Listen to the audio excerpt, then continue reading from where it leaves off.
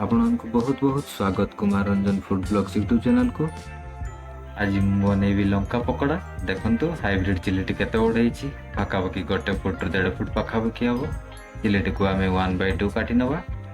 एबे देखंतु किछि चिली एटारे मु काटी नेछि एवं चिली पकोड़ा पई किछि बेसन नवा। देखंतु एटारे मु 200 ग्राम बेसन नेछि एवं बेसन टी को मिक्स करिया पई किछि लूण नवा। 1 टेबल स्पून लूण नेछि एवं बेसन टी को क्रिस्पी करिया पई half tablespoon baking powder नेछि। एबे हाफ टेबल स्पून जुआणी नेछि। जुआणी कोनोसी पकोड़ा रे आपण व्यवहार करि परिबे, जुआणी पेट पई मध्ये भलो होइताय।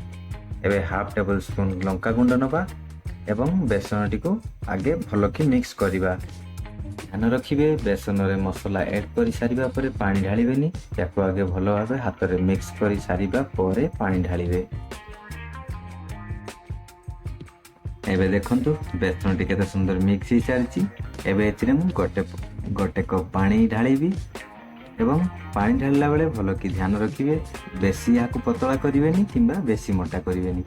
यदि बैटर टी बेसी मोटा हे जिवो ताले लंका पकोड़ा बनेबा समय रे एहा खाली बेसन फ्राई हे जिवो एवं खाली खाइला बेले बेसन बेसन लागिवो। एबे देखंतु लंका टी मु बैटर रे मिक्स करिबी एवं एहा फ्राई करिया पई ऑयल गरम हे सारछि एवं लंका टी को मु तेल रे छाणीबी।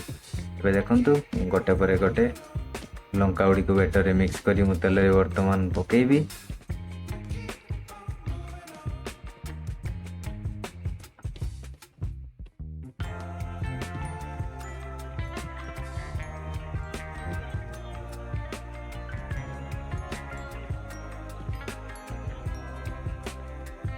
पकोड़ा गुड़ी को मीडियम हीट रे 5 ରୁ 7 मिनिट पर्यंत फ्राई करंतु।